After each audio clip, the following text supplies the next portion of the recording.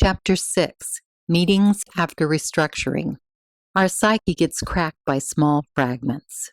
Because of the strong stress that arises from traumatic events, our psyche gets cracked by rigid fragments. To unify the psyche, we need a systemized approach to assemble and restructure our fragments, analyzing and classifying our responses. The sign of the originality of our psyche is the unpredictable responses to similar stimulations. In contrast, after the trauma, we have similar responses to diverse stimulations. Our similar responses are in the same form of expression and are called common fragments. They are the sign of the unstable psyche, which is copying similar responses from others. In a computer language, our fragmented psyche is the combination of small files that form our responses. Our files are not combined together in a directory and are in various sensory forms. The processes have not controlled and generate similar or dissimilar responses. We are not consciously aware of our internal processes and do not know where and how our responses are generated. Our psyche has groups that consist of the combination of the fragments, and we need to identify them. Our fixated fragments are in dysfunctional groups and are based on distorted perceptions of visual, oral, kinesthetic, tactile, and olfactory stimulation. When our fragments with diverse responses assemble in groups, we easily observe the discrepancies in our perception. Our fragments have atypical ways of interaction, and some of them are under the strong control of domineering fragments, but some are loosely associated. When we have a loose association, we do not accept commands from the domineering fragments and are driven by a desire for independence. We feel guilty after our loosely associated fragments act out against our domineering fragments. When loyalty to the domineering fragments takes over our psyche, the devoted fragments are subservient to the domineering fragments. Our psyche has a complex structure. To understand it is important in identifying the power struggle between our fixated fragments. A more stable identity consists of several groups that actively interact, cooperate, and exhibit plasticity. To reorganize our fragments, we need to identify all groups. When on a conscious level, the draft of our psyche is complete, we can rearrange the relationships between groups and the relationships of our fragments within the groups. In our cohesive groups, we restructure our individual responses. The process of unifying the psyche creates a conscious awareness of the differences. We achieve the unification of the similar responses to the common groups. The congruence of the translation of stimuli to various styles of expression is the most important task. We do not want our stimulations to be lost in translation. A proper translation is a basic rule for having congruent responses. We assemble our distorted responses in common groups, get them under conscious control, and rearrange them. Our goal in the restructuring of our misdirected and isolated groups is to establish the relationship between them. Even though we act intuitively, we are stronger when we have congruency in our responses. Our identity gets more solid than a psyche with contrasting responses. The link between the body and the mind, the story of Lola. In many studies, the emphasis on dialogue between the body and mind is very important and is a recognizable topic of discussion despite the difference in the systems and approaches. One of Lola's fragments belonged to a sexually abused little girl who was very frightened and experienced a frozen sensation when she was in front of perceived danger. Lola was aware that her responses were wrong, but did not have the strength to move. She was a very depressed and unhappy woman. She was not able to identify the fragments in her psyche. She could not bring her fragments together, and they did not have dialogue between her body and her mind. Lola lost cohesiveness and was driven by loose fragments to a split of her identity. Her rigid fragments affected her with a very painful and depressing responses, and she processed stimuli with damaged structures. Her decisions were built on forces of split. To overcome her problems, Lola translated her kinesthetic feeling to a visual modality. The translation of her responses appeared to be similar to the feeling of driving a car without brakes. Lola also translated her kinesthetic response to the olfactory form, like being in a burning house without any available exits and exhaling the fumes. She processed her feelings by identifying the fragments, meeting with them, and having a dialogue between the fragments. She took conscious control over her mind and over her reactions to her traumatic past, using the dialogue between the body and mind to get relief from the freezing kinesthetic sensations. Lola synthesized her body's reaction and the struggles of her mind. In the past, her fragments were operating on a subconscious level, but now she consciously identified her fragments. Similarly, a computer has a unique level of operating and processes the low-level and high-level languages. If we work on the computers with high-level languages, we are not concerned about the machine's low-level language. The restructuring helped Lola get relief from her freezing through a restructuring of her fragments. After becoming consciously aware of her fragments, Lola provided the translation of her responses and used the dialogue between body and mind to move from the kinesthetic to the aural and visual experiences. Lola translated her kinesthetic reaction from the frightening event, from the domineering modality, to other modalities. Lola achieved the restructuring of her brain's chemicals by the psychological analysis of distinct fragments. Lola translated her freezing sensation as similar to stammering. Lola felt like she could not achieve proper pronunciation of words, and she couldn't say much. The analysis of fragments created opportunities for Lola to receive help to restructure her fragments without pharmacological intervention. In the past, Lola was not able to successfully treat psychological sicknesses, but the new knowledge opened up a new frontier. The Fixated Fragments is the story of Lola. Before the trauma, Lola's flexible fragments communicated with and supported her main fragments. After the trauma, her fixated fragments became loosely associated and were no longer under the control of her domineering fragments.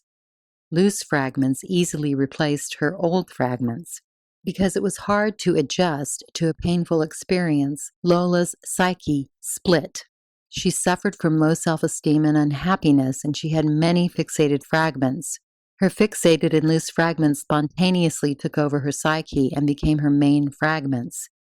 But they looked like generals without an army and were in power for only a short time. The main fragment was the one who at a particular time dominated Lola's psyche and provided directions for her responses. In Lola's life, her fixated fragments were a disturbance, and they were associated with overreaction and the deformation of responses. The fixated fragments in Lola's psyche drifted away from the other fragments and functioned semi-independently, ignoring other fragments.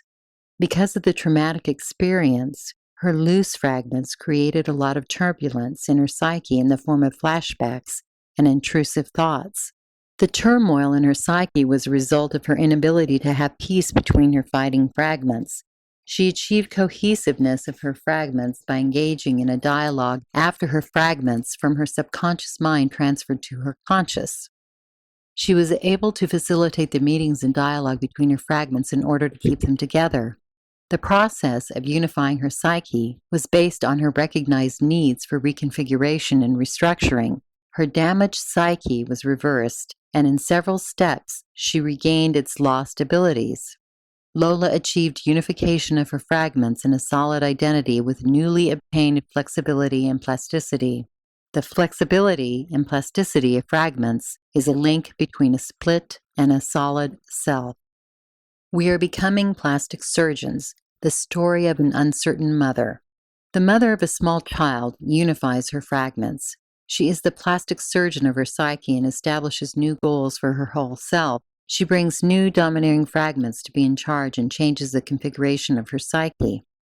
The new goal for the mother is a better life for her child. When her goals change, her previously insignificant fragments become domineering and many unique surprises appear.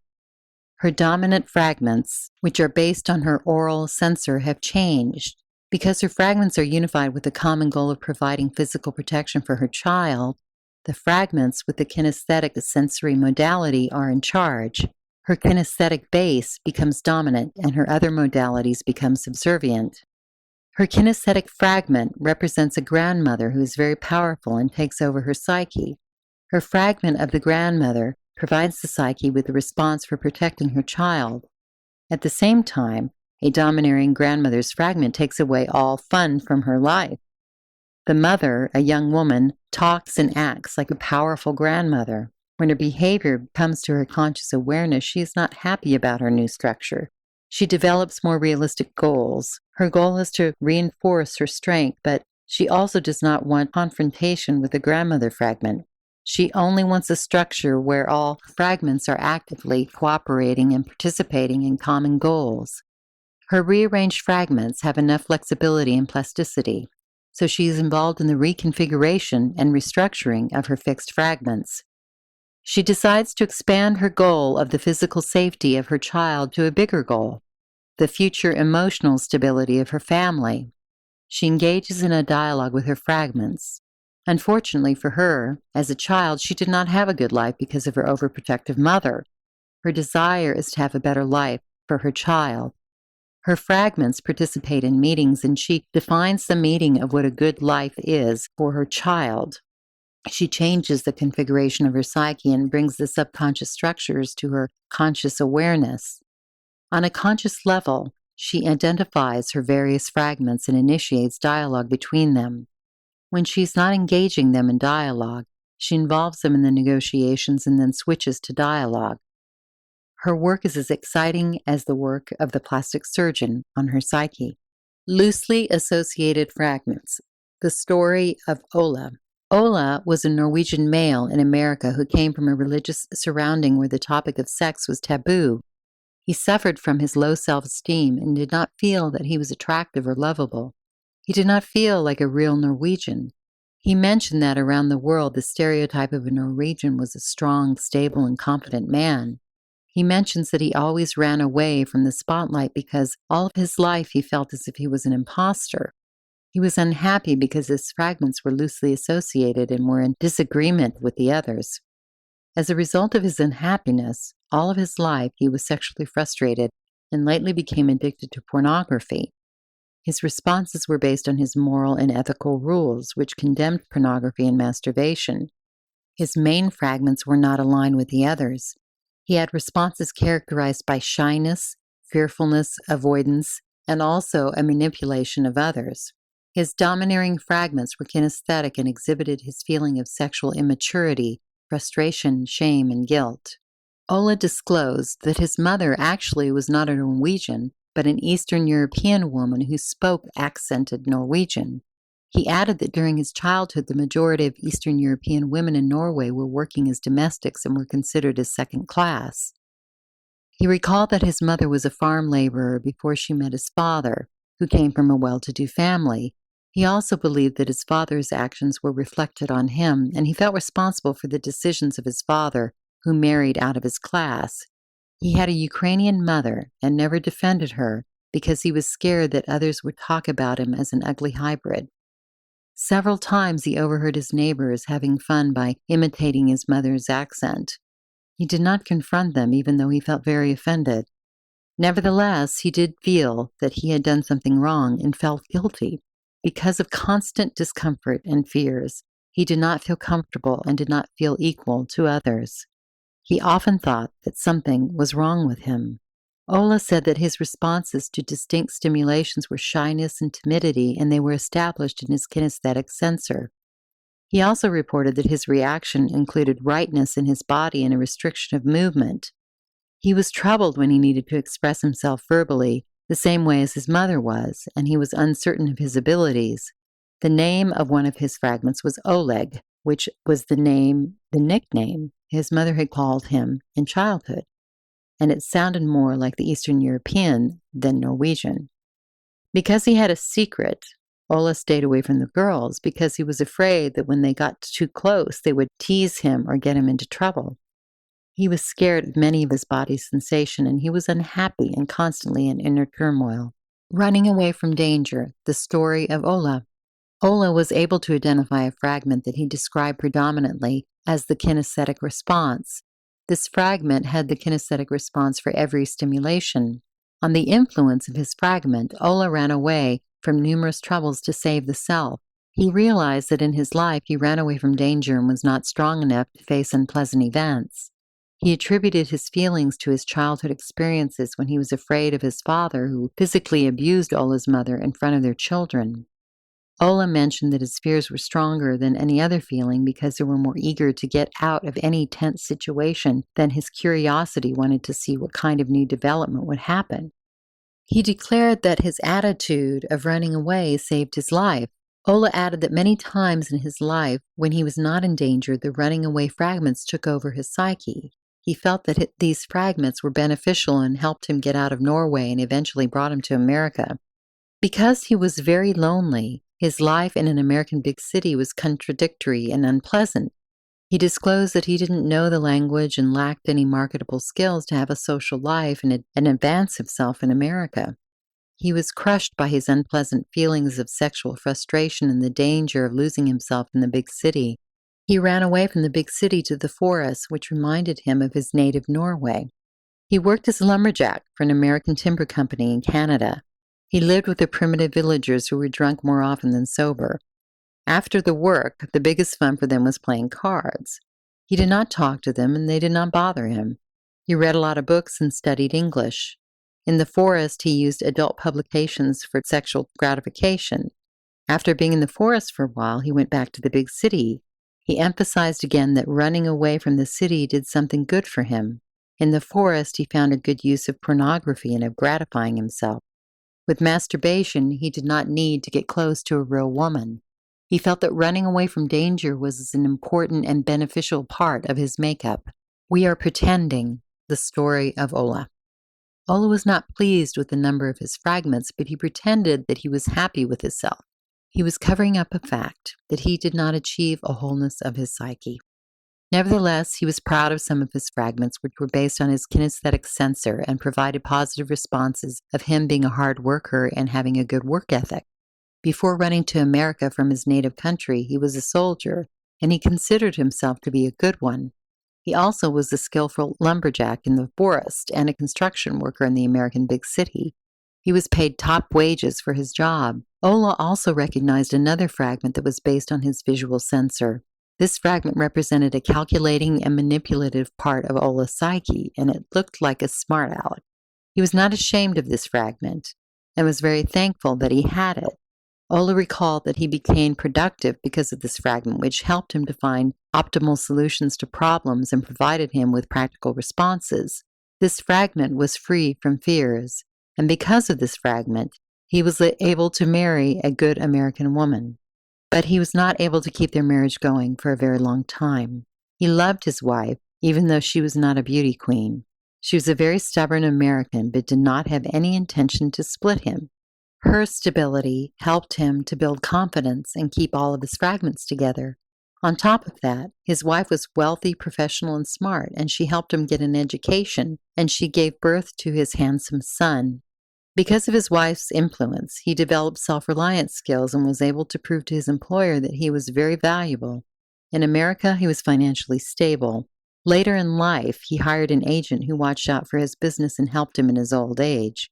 He mentioned that in financial areas, the manipulative fragment always took over his psyche and helped him to manage complications and thorny circumstances. Ola also had a troublemaker fragment that did not help him at all, and it actually sabotaged all of his endeavors. This fragment was very negative and operated on the visual sensor.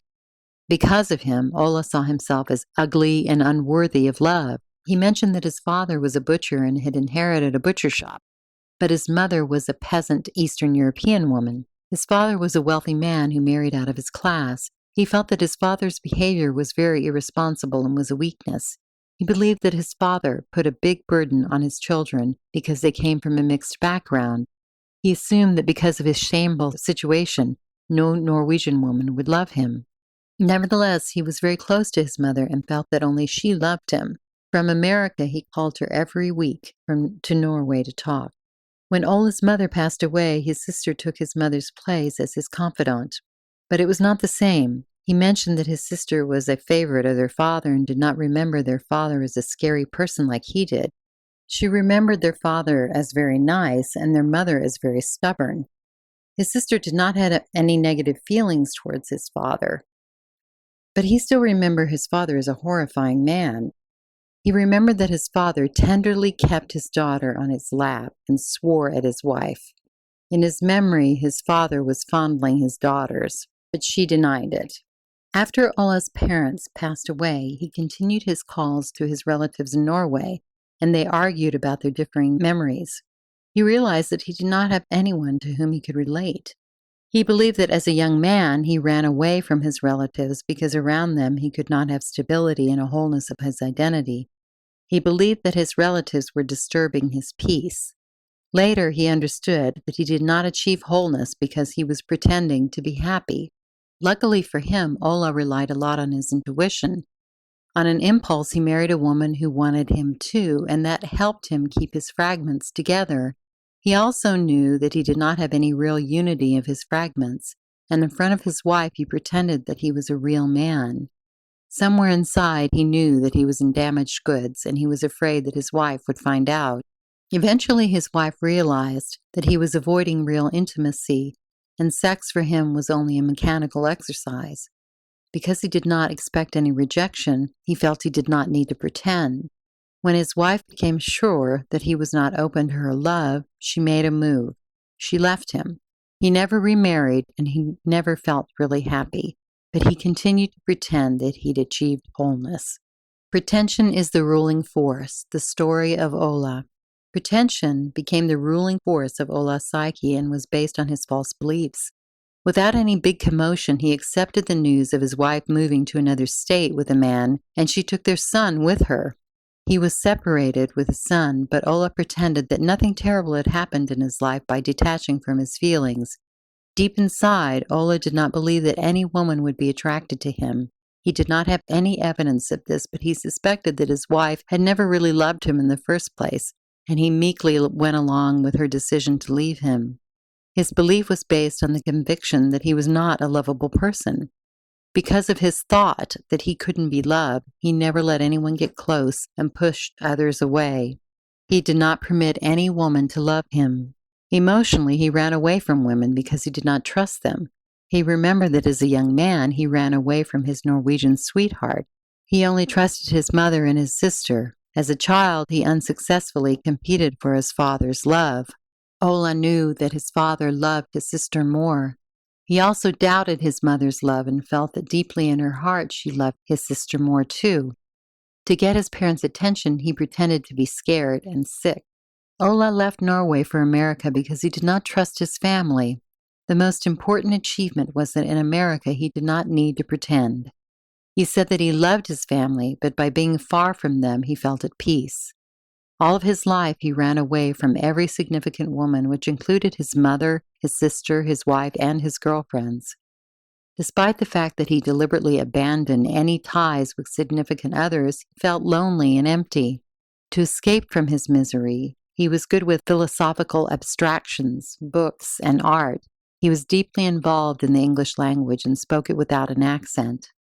Ola had very good verbal capacity, which helped him to be popular with his friends and colleagues.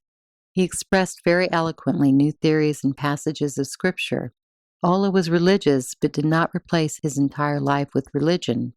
Religion was his escape, and he often was involved in talks about religion because it was part of his expertise.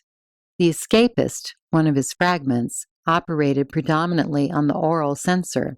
His verbal fragment helped him to be a valuable contributor to any intellectual conversation. Because of his skillful way of pretending and deceiving, he felt comfortable in the company of the young and naive. In his conversations, he pretended that he'd achieved wholeness.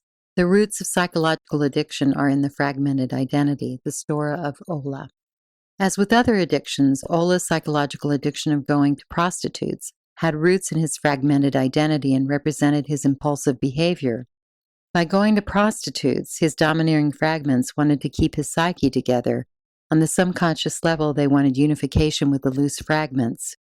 It seems for that some use of a prostitute's service is a positive reinforcement and is a symbol of being powerful and successful. As gamblers, after winning, we sometimes go to the prostitutes because we want to celebrate our luck. The psychological addiction is also chemical as on the level of our neurotransmitters. Our addiction to prostitutes, in many instances, is a complex one. It is based on impulsivity, which includes addiction to dangerous behavior, including rage, recklessness, gambling, stealing, and addiction to alcohol and narcotics. In Ola's case, the addiction to prostitutes skillfully covered an unstable structure of his psyche and kept together his loose fragments. Complete disregard of the roots of his addiction caused a low success rate in the treating of his addiction. Our addiction to prostitutes is equal to machismo and to our big egos. The root of addiction is a pretension that our psyche is whole instead of being fragmented. Our addiction is a powerful tool for covering up the presence of limited responses in our fixated fragments. Only a few of our fragments support the addiction and they become dominant by controlling our neutral fragments. As they do not experience any resistance, they keep their domineering position. Our psyche does not know how to keep together the loose fragments, to keep the psyche unified. We keep the substance-dependent fragments as domineering and we do not want to get rid of them. In some dysfunctional matter, our domineering fragments want only good things for us. They want to keep unity in our psyche. An addicted fragment always has a counterpart, a fragment that is clean from addiction and has a lot of common sense. Unfortunately, the healthy fragment does not have real power because it is presented in an uncommon sensory.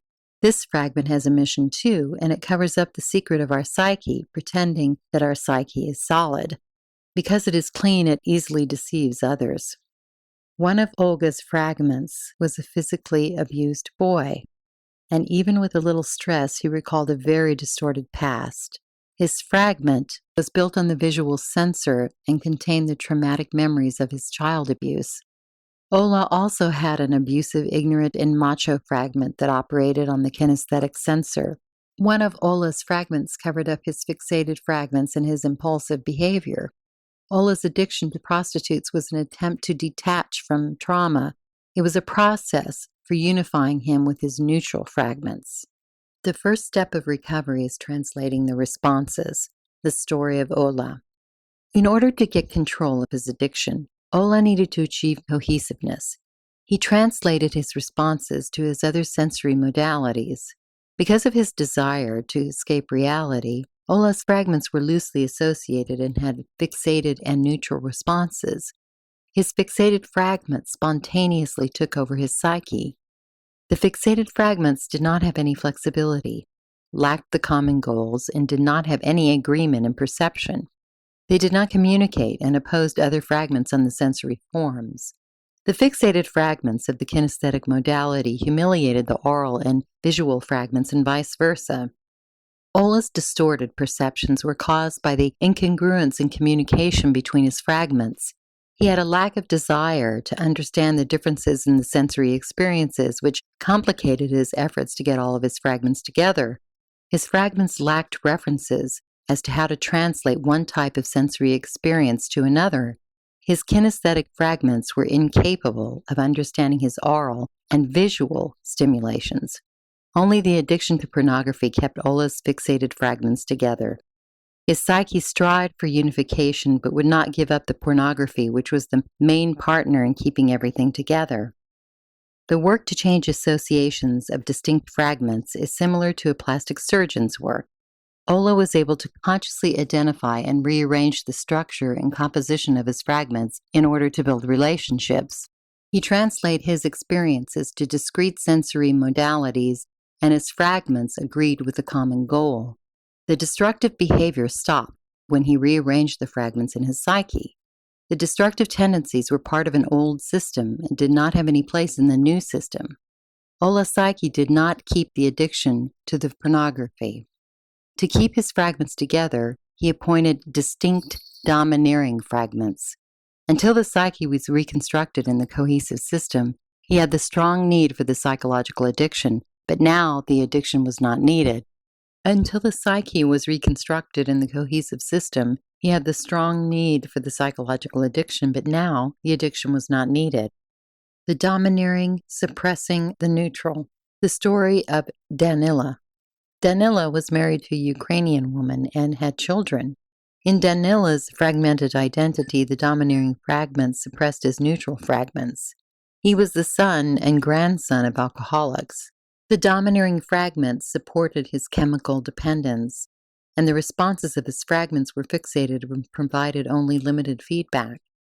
His psyche fell apart because his fixated fragments disintegrated and dissociated, and only his addiction kept the system from complete disintegration.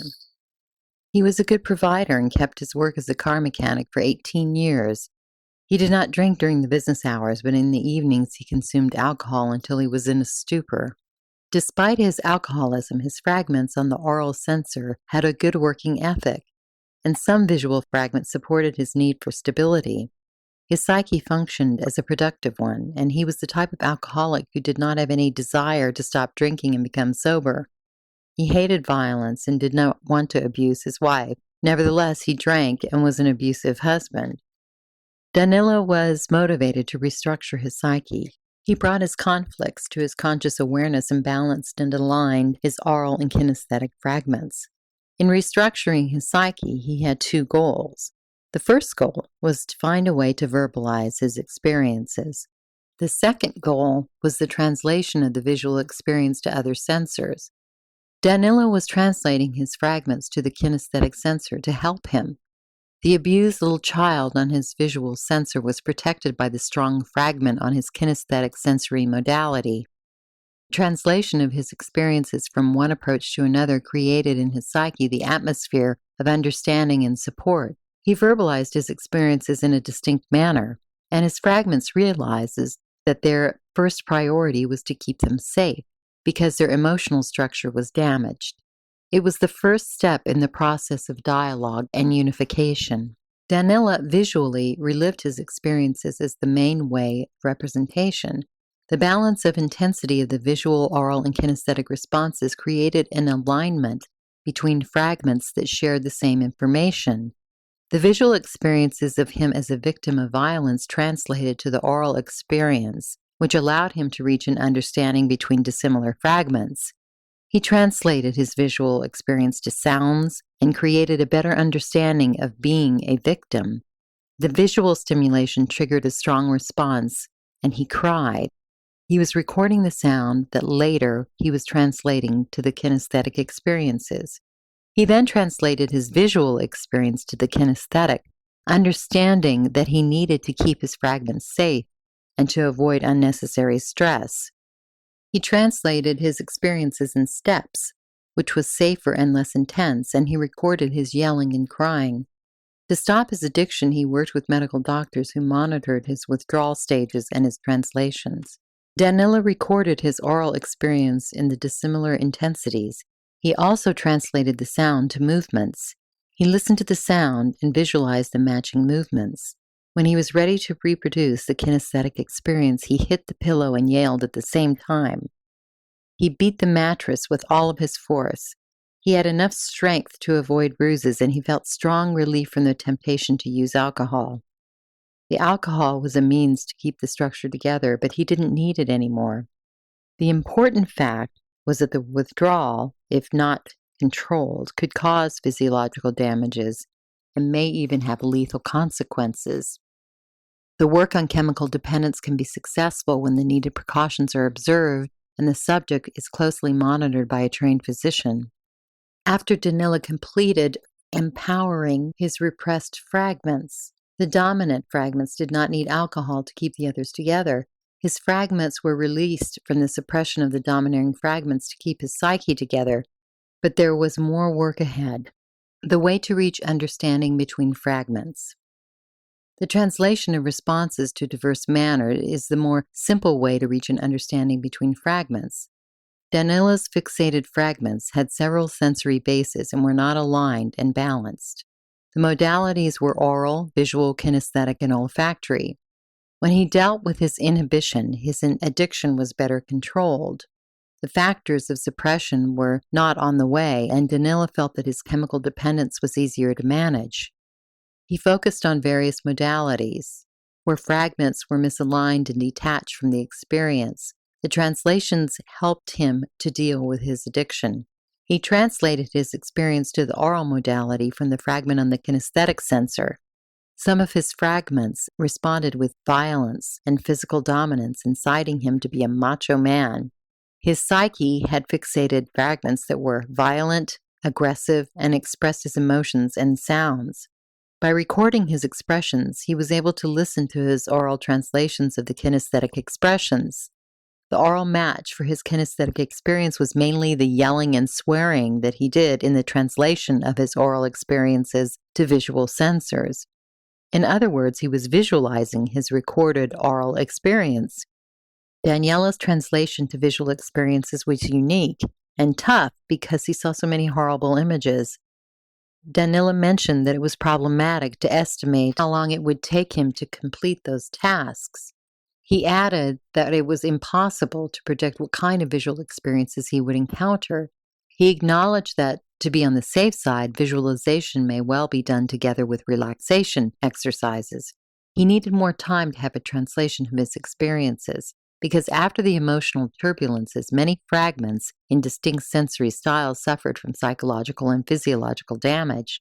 Because of the painful ordeal Daniela had in his past, some of his fragments were terrified, handicapped, wounded, and not mature enough to sustain the stress related to transition. He needed to assess the damage to his fragments and move forward at his own pace. He relied only on the fragments that were mature and able to participate in the restructuring. By translating his experiences back and forth, he stimulated the process by balancing and aligning his fragments, building the relationship between the fragments on separate sensors. The new relationship between fragments provided the needed strength to overcome his stress. His psyche did not need any more addiction to keep the system from falling apart. He dealt with his addiction by restructuring his psyche. He had a lot of pain and suffering in his life, and he benefited a lot from this process of alignment. All his fragments shared the same psyche and learned to treat each other with respect and dignity. After achieving a state of dialogue and meeting, he experienced relief from the stress of craving. When real dialogue started, his psyche did not need any cover-ups or pretensions. He also felt that his fragments translated to the special sensors and that dialogues were going well.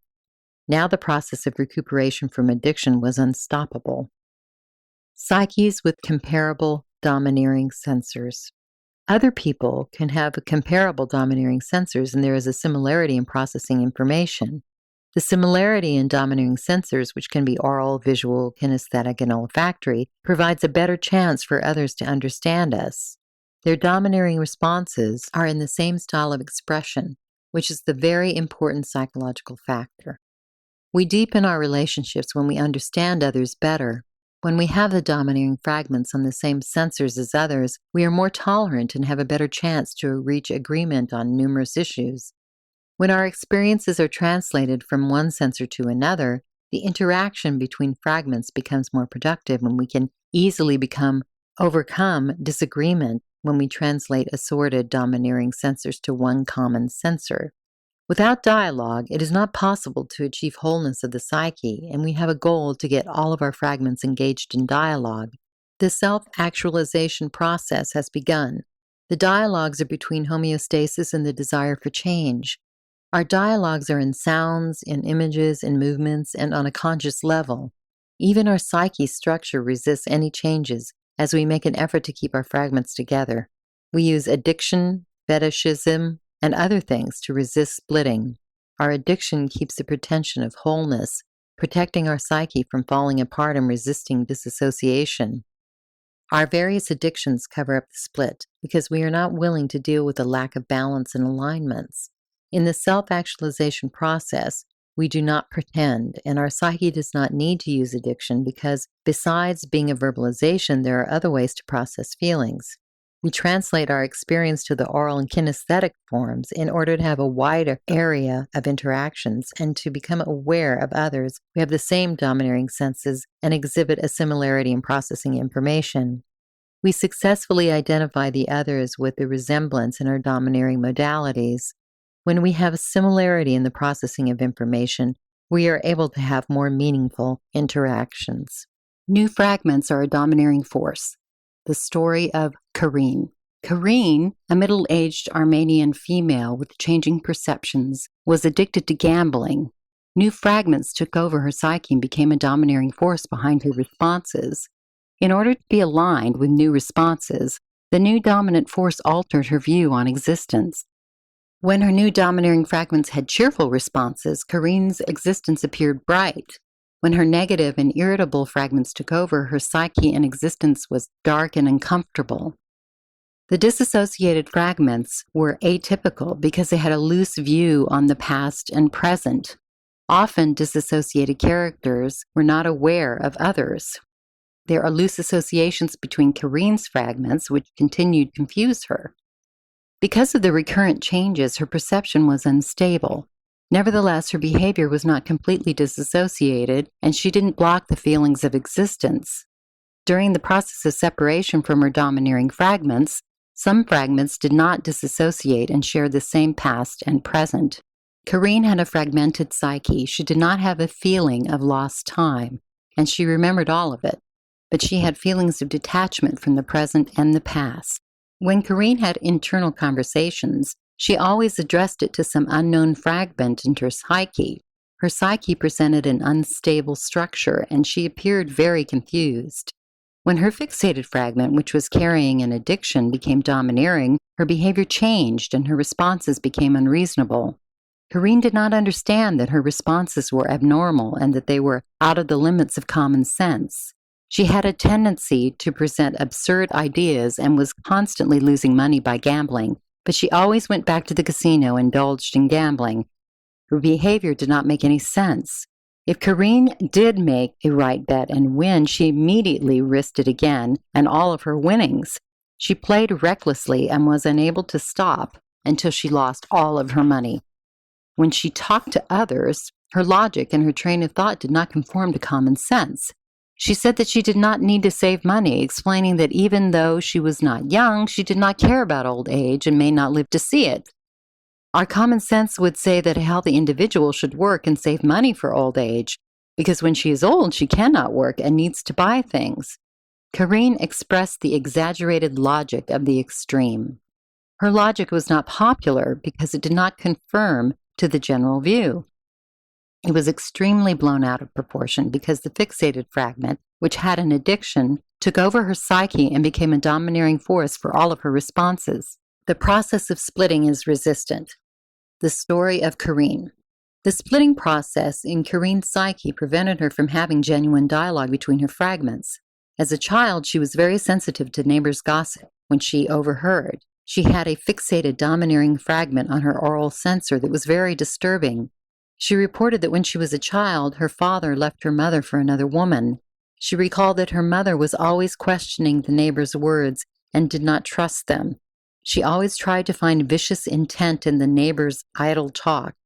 This domineering fragment, which represented part of Careen's psyche, was suspicious, insecure, and very sensitive to all oral responses. A little increase in the pitch of someone's voice made her uncomfortable, and she felt disrespected. She depended on her oral sensor, and to have a stable mood, she could not hear anything disturbing. She easily became depressed or agitated when she heard something negative. Careen also had fixated fragments on her visual sensor and had recurring flashbacks. One of the fixated fragments contained her childhood experience of being an abused little girl. Other fixated fragments reported other traumas. She was frightened because of the incident in an airport, where she was detained for taking out her family jewelry from the workers' paradise. She was threatened with arrest and separated from her son, who at that time was a young boy. She remembered his cry and how he called for her, and she had the flashbacks about those traumatic episodes. On the kinesthetic sensor, Careen had flexible and fixated fragments. One kinesthetic flexible fragment helped her a lot because she was a good healthcare worker and had good relationships with her patients. She was a divorcee, and her fixated fragment contained painful responses about her painful losses. She mentioned that all of a sudden many people were dying around her, including her father-in-law, her mother-in-law, her brother-in-law, and several friends, and she took care of all of them. They all died in the span of 2 years, and she remembered the sounds of their heavy breathing. She detached and had difficulty remembering things. Every time she tried to remember, she became sick to her stomach and felt pain and was very anxious. Careen's psyche split and she fell apart. She appointed the abusive oral fragment as her front. She was abusive to defend herself. Her mother was listening and telling her neighbors gossip, and they implicated Careen in those deaths, but she did not give her neighbors any room for gossiping in her presence. She was physically strong and angry and intimidating to others. In the meantime, she lost her fragile femininity and acted as a bully. Her false pretension of toughness and an effort to keep her fragments together influenced her to make stubborn bets. She became addicted to gambling. Carine was able to realize that her life was built upon false pretenses. It was a first step to achieving self-actualization and unification of her fragments. She was able to identify her fragments and understand the benefits of translating her responses of traumatic experiences to other sensory forms. She translated her experiences from visual to the oral sensor and recorded them. She produced animal-like sounds that were a precise illustration of her visual emotions. Her experiences also translated to the kinesthetic sensor, and still other experiences translated from the kinesthetic to visual and oral sensors. The translation of experiences opened the door for dialogue between atypical fragments. After the translation to distinctive forms, some of her experiences that suffered from loose association became less threatening. Her responses became clear and less distant, and she regained control of her emotions. Dialogue replaced the previous coping skills, which included disassociation and false pretenses. The process of self-realization for Carine included the mutual understanding that all fragments were part of the same psyche and needed to be tolerated. The real meetings and dialogues were on the way to achieve wholeness for the fragmented psyche. The suspicions and hostility between fragments were replaced by openness and trust. The desire to have a dialogue and a wish for unification are included in the ground rules of acceptance, embracing experiences, and compassion. Genuine dialogue between fragments is very important because through dialogue we can consolidate all of the fragments into a solid identity. The psyche clarifies, simplifies, and desensitizes experiences. The story of Carine. The psyche clarifies and simplifies our experiences by bringing them to conscious control. Carine translated the responses from one form of expression to other modes of expression. Her fragments were already identified and sorted in a special style of expression. If one of her fixated fragments had antisocial, psychotic, impulsive, or oppositional behavior, she was able to translate the experience to distinct sensors without judgment. The new understandings provided her with the opportunity to understand the splitting and to be aware how it affected her responses. The need for unification became clearer and more convincing. By translating the responses, Carine's psyche gained the strength to overcome splitting and was motivated for self-growth. She became aware that her fixated fragments had destructive tendencies. Her other fragments dealt with the delinquent fragment in the same way that a healthy family dealt with a member who got sick. Usually the family looked after the sick with compassion. The good family wanted to be sure that the one who was sick had appropriate care, a healthy lifestyle, and a supply of necessities. If the fragment was violent and antisocial, the response was translated to the diverse sensors, and the fragments and the various approaches were able to record and correct the undesirable behavior. The main motivation of the other fragments, to care after the delinquent one, was based on the understanding that the misbehavior of the delinquent fragment affected them as well.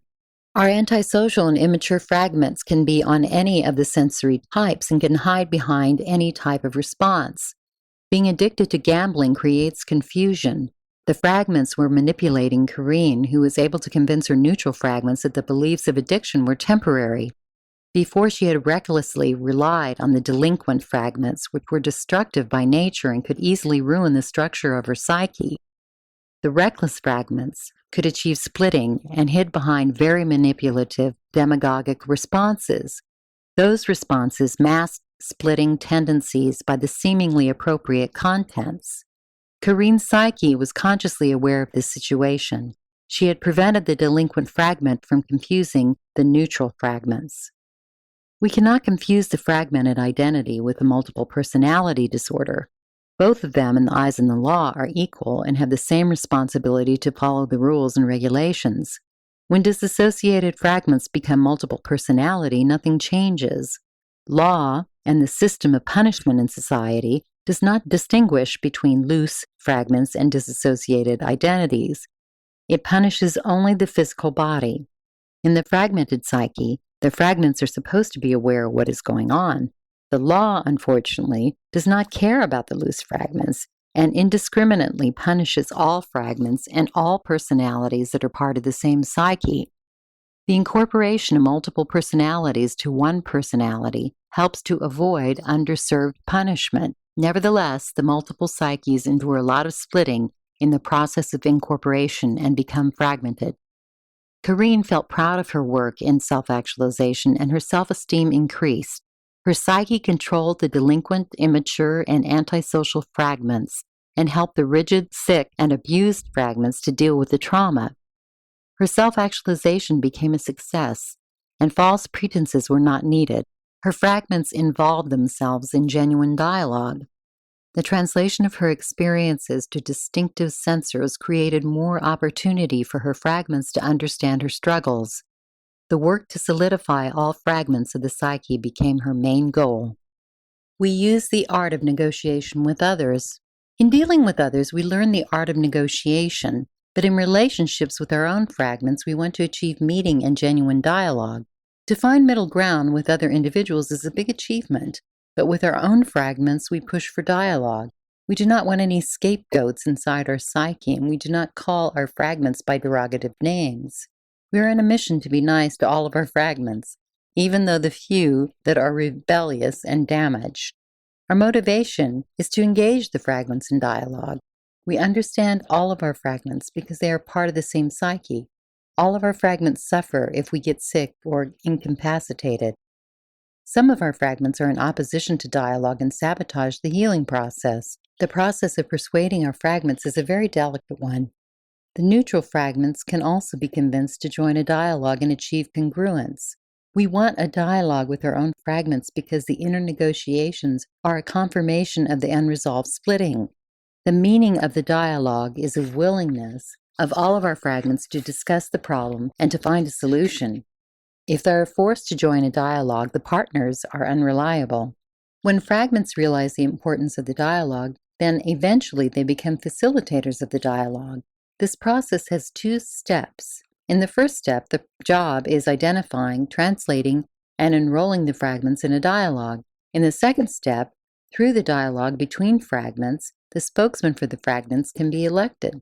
The spokesman for our psyche can be a real representative of all of our fragments and must honorably represent our solid identity. In our relationship with others, we look for negotiation. With other individuals, we do not share the same emotional memories. The recognition of our fragments helps us to recognize fragmentation in other individuals. In our life, we are responsible only for our actions. Society practices collective punishment for all of our fragments and personalities. If one of them has destructive tendencies, then all of us will suffer. Normally, we cannot have a collective punishment. In the lawful society, we are not punished for others' deeds. We get punished only for our own because we are responsible for dialogue between our own fragments. We can be very happy if we have dialogue with others, but it does not happen very often. In our relationships with others, our first goal is negotiation. If we eventually can be congruent with others, then we will be able to have a dialogue with them. Otherwise, our genuine dialogue with others happens on an intuitive level.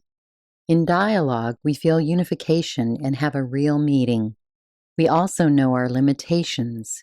It is very sad that in many instances we do not have the ability to have a dialogue with others. We also cannot be accountable if we are not able to have a dialogue with others. We do not share with others our thoughts and beliefs, and at least it is good if we know how to negotiate with others. The main reason for problems with others is our unwillingness to create an atmosphere of negotiation. Before we have a dialogue, we need to learn negotiation. If we are involved in the negotiations, then we are successful in relationships. We do not ignore the fact that negotiation is not easy, and we need to learn the art of negotiation. To understand others, we may well make an attempt to see the world from another's point of view.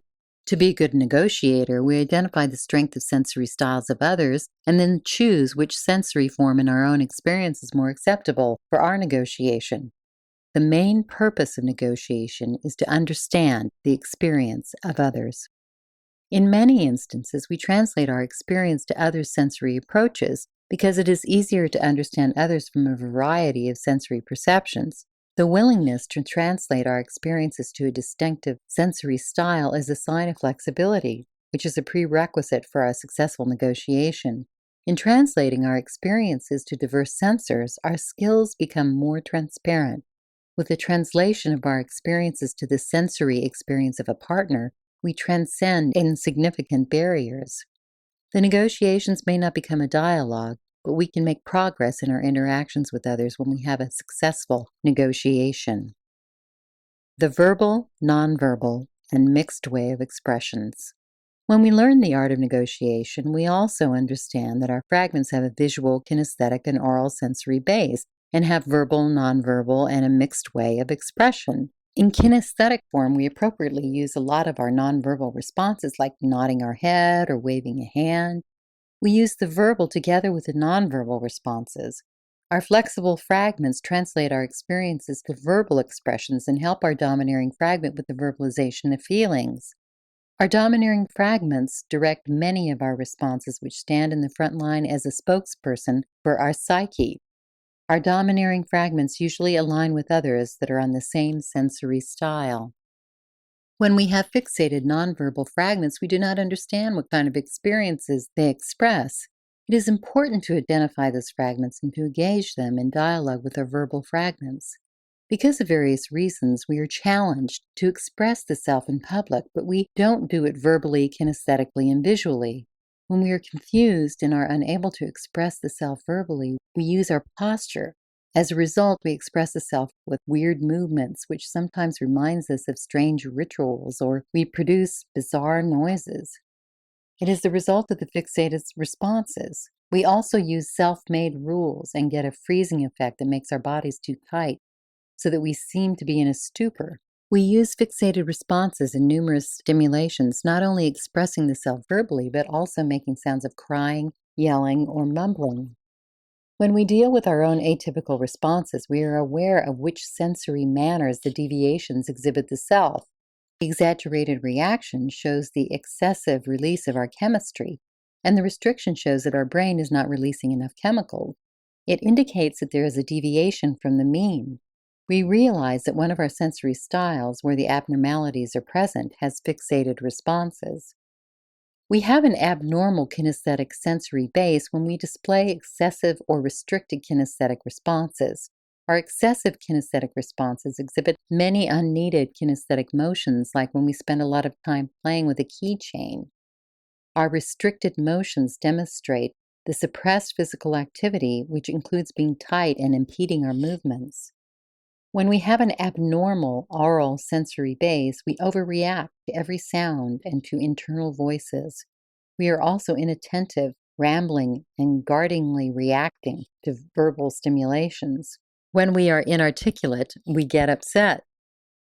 When our abnormality presents on the visual sensory base, we remember only unpleasant things. We have flashbacks, have visual hallucinations, and are incapable of reasonably describing what we see in front of our own eyes. When we are careful and observe deviation, we do not provoke the increase of abnormality and do not trigger production of fabricated abnormal expressions. When we observe the movements are rapid and exaggerated, we do not want to mirror those movements. To level with abnormalities, we keep appropriate and regular movements. Sometimes we have abnormalities in all of our sensory bases. It happens when our fragments are oversensitive to sound, visual stimulation, and movement.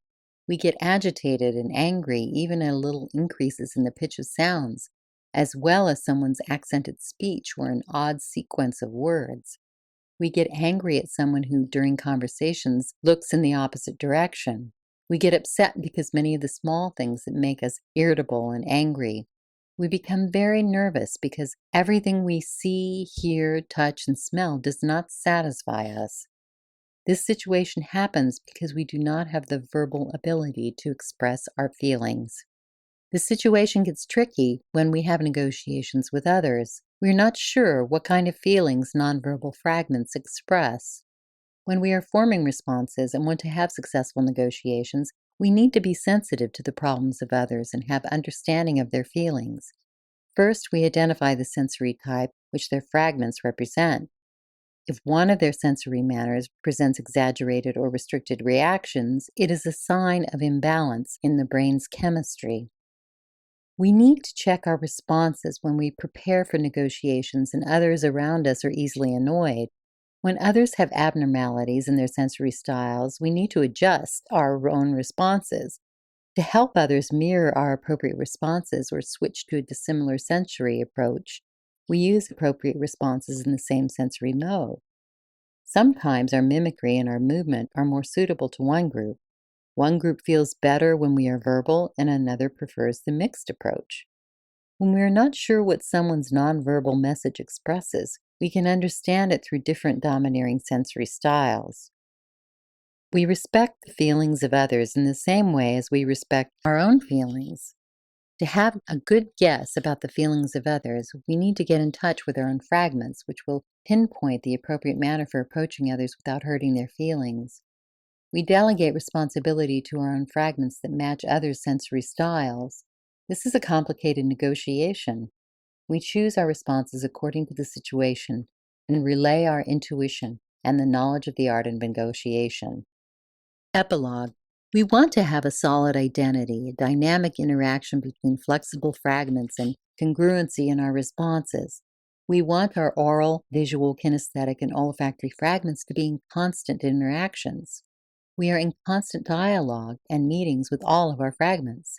Inside our psyche, we have the strength to achieve harmony. We also must be aware that there is a utopia outside of our psyche. Our fragmented identity is under constant threat of further splitting. This knowledge does not bring us any satisfaction or pleasantry. Our analysis of individual psyches is based on the observation of several collectives. We also see our abnormal characteristics in the radicalized collective. The fragmented identity has a resemblance to the radicalized collective. We study our unstable structure to be aware of what we need to enforce. We have external dialogue and meetings because we want to have a solid identity. Until we have a solid structure, our dialogue and meetings with others are only intuitive. The radicalized collective has a pathological structure. We learn a lot from pathology and ought to avoid the structures that do not allow negotiation. Radicalized society is similar to a body that suffers from the invasion of a virus. It takes us over and does not give us a chance to function in our natural way. Some of us have a natural resistance to the virus, but others become casualties. We do not discuss how the collective is radicalized, but we observe how a radical collective affects us. We look at the dysfunction of the radical collective as a macro structure and learn something from it. The radicalized collective has a kinesthetic base in the form of marches and parades as an exhibit of loyalty to the collective. The leaders with kinesthetic expression and with verbal speeches radicalize the masses. The radicalized collective and fragmented identity have a similar structure. To survive, the radicalized collective creates psyches with fragmented identities. It has a visual base that is present in paintings, banners, and distinctive uniforms of the members of the collective. We see the verbal part of radicalization in the visual brainwashing of movies. Actually, in movies made in the collective, the domineering fragment is multidimensional and is displayed on all sensory modalities and radicalizes the others. The oral radicalization in the collective is exhibited in songs, books, and hymns. The fixated fragment in the movies is demonstrated by a refusal to compromise and an unwillingness to negotiate. Unlike the social collective, in our psyche we create a utopian collective. Our fragments share the same psyche, and we take care of all of our fragments. We separate real people from their imprints in our psyche because we do not have the ability to create an exact imprint of others. We do not have a complete understanding of others, and initially we have negotiations with their imprints in our psyche. We want to achieve a solid identity and have the power to be involved in dialogue and meetings with others. We are going on a voyage inside of our psyche, and that is when we are able to create our utopian psyche structure. As a result, we can be successful in connecting to others who are outside of our psyche. Bibliography: Bandler, Richard, and John Grinder. The Structure of Magic, 1. A book about language and therapy, Palo Alto, California. Science and Behavior Books, 1975. Bowen, Murray, Theory and the Practice of Psychotherapy. In Guerin, P.J. edition, Family Therapy. New York, Gardner Press, 1976. Buber, Martin, I and Thou, 2nd edition. Translated by Ronald Gregor Smith. Edinburgh, T. and T. Clark, 1937. Friedman, Morris. Martin Buber's Life and Work, The Early Years, 1878 to 1923, New York, Dutton Press, 1981.